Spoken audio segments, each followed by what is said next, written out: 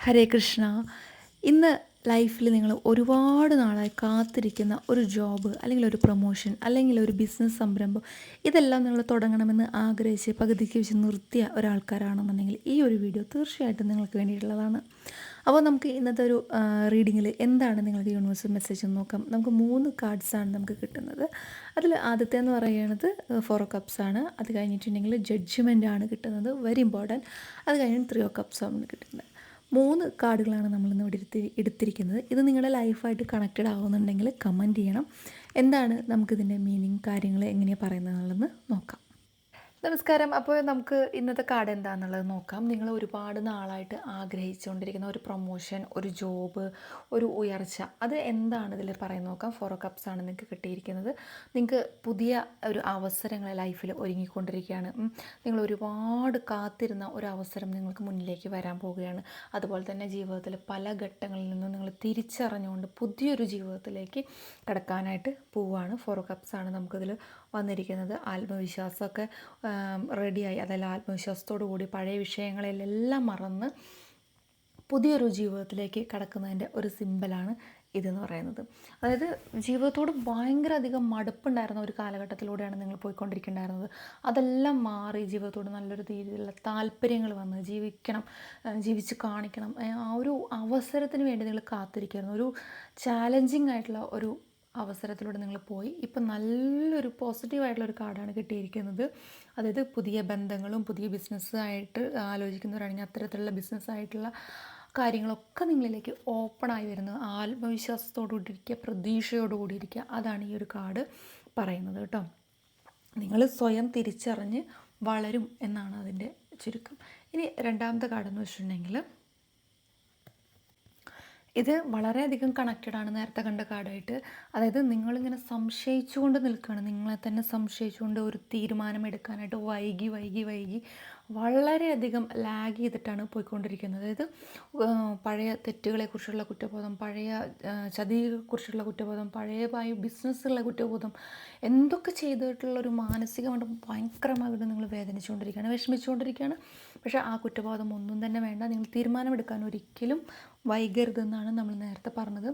ആത്മവിശ്വാസം, ജീവിതത്തിലേക്ക് തിരിച്ചു വരിക, വളരെയധികം ഉയർച്ച, നിർത്തിവെച്ച പദ്ധതികളെല്ലാം തുടരുക. അതുപോലെ തന്നെ നിങ്ങൾക്കൊരു ആശയവിനിമയത്തിലൊരു കുഴപ്പം, അതൊക്കെ മാറി നിങ്ങൾ ക്ലിയർ ആയിട്ടുള്ള സാമ്പത്തിക അഭിവൃദ്ധി, അതായത് നിങ്ങൾ ഉദ്ദേശിച്ചൊരു പ്രൊമോഷൻ അല്ലെങ്കിൽ നിങ്ങൾ ഉദ്ദേശിച്ചൊരു ജോബ്, ഉദ്ദേശിച്ചൊരു ബിസിനസ്സിലേക്ക് നിങ്ങൾ നല്ല രീതിയിൽ ചുവട് വയ്ക്കാനായിട്ട് പറ്റും.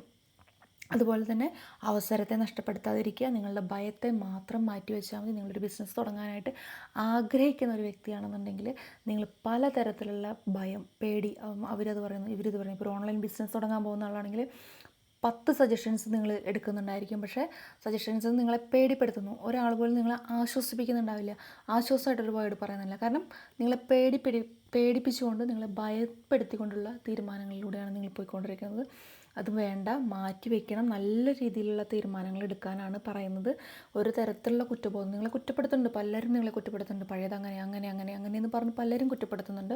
ആ കുറ്റബോധം നിങ്ങളുടെ മനസ്സിലുണ്ട്. പക്ഷേ നിങ്ങൾ തിരിച്ചറിയും, നിങ്ങൾ ലൈഫിനോടുള്ള താല്പര്യം വളരാനും നിങ്ങൾ ആ ഒരു കാര്യങ്ങളെല്ലാം മറന്ന് നല്ല രീതിയിൽ ഒരു സ്റ്റെപ്പ് വയ്ക്കും. ആദ്യം നിങ്ങൾ ആലോചിച്ച് നല്ലൊരു തീരുമാനത്തിലെത്തും. ശേഷം നിങ്ങൾക്ക് അത് മറ്റൊരാളായിട്ട് ഷെയർ ചെയ്യുമ്പോൾ ഉണ്ടാകുന്ന ഒരു ബുദ്ധിമുട്ടുണ്ടായിരിക്കും.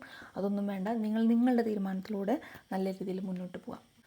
ഈ ഒരു കാർഡിൽ പറയുന്നതെന്ന് വെച്ചിട്ടുണ്ടെങ്കിൽ നമ്മൾ നേരത്തെ 2 കാർഡിലും പറഞ്ഞതുപോലെ തന്നെ സുഹൃത്തുക്കളുമായിട്ടുള്ള വെല്ലുവിളികൾ, അഭിപ്രായ വ്യത്യാസങ്ങൾ, ടീം വർക്കൊക്കെയാണ് ചെയ്യുന്നുണ്ടെങ്കിൽ പൊരുത്തപ്പെട്ടു പോകാനുള്ള ബുദ്ധിമുട്ടുകൾ.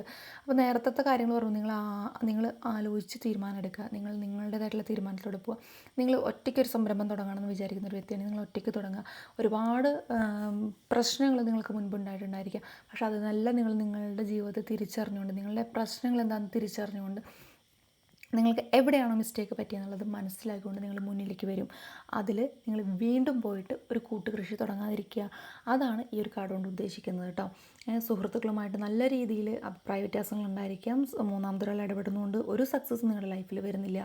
ഗോസിപ്പ്, തെറ്റിദ്ധാരണകൾ, ഇതെല്ലാം വർദ്ധിക്കും അങ്ങനെ ഒരു കാര്യമാണെങ്കിൽ.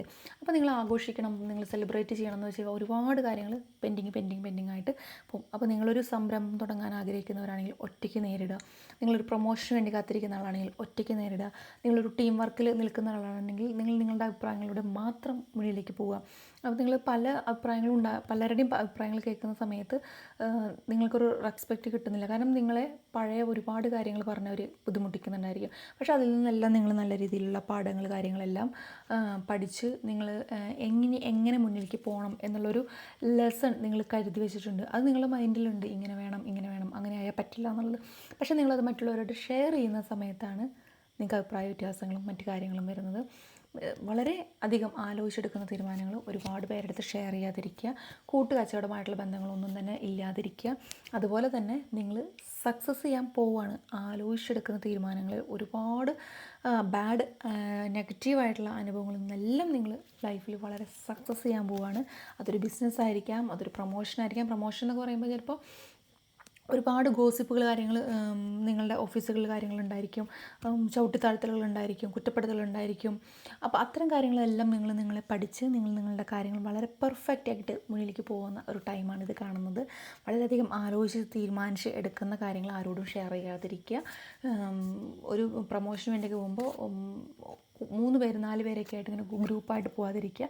അതായത് ഒരു കൂട്ടുകച്ചവടം എന്നുള്ള രീതിയിൽ പോകാതിരിക്കുക. നിങ്ങൾ ഒറ്റയ്ക്ക് എല്ലാ കാര്യങ്ങളും നേടുക. നിങ്ങളുടെ ലൈഫിൽ നിങ്ങൾ നഷ്ടപ്പെടുത്തിയ ആ മധുരമായിട്ടുള്ള എല്ലാ കാര്യങ്ങളും നിങ്ങൾക്ക് ലൈഫിലേക്ക് തിരിച്ചു വരും. നിങ്ങൾക്ക് ലൈഫിനോട് തന്നെ ഒരു താല്പര്യം ഉണ്ടായിരിക്കും. അത് നിങ്ങൾക്ക് ഒരിക്കലും നഷ്ടപ്പെടില്ല. ലൈഫ് ബ്രൈറ്റായിട്ട് വരുന്നതാണ് ഇതിൽ കാണുന്നത്. അപ്പോൾ വീഡിയോ ഇഷ്ടപ്പെട്ടിട്ടുണ്ടെങ്കിൽ കമൻറ്റ് ചെയ്യണം. നിങ്ങളുടെ ആവശ്യങ്ങൾ എന്ത് തന്നെയാണെങ്കിലും കമൻറ്റ് ചെയ്യുക.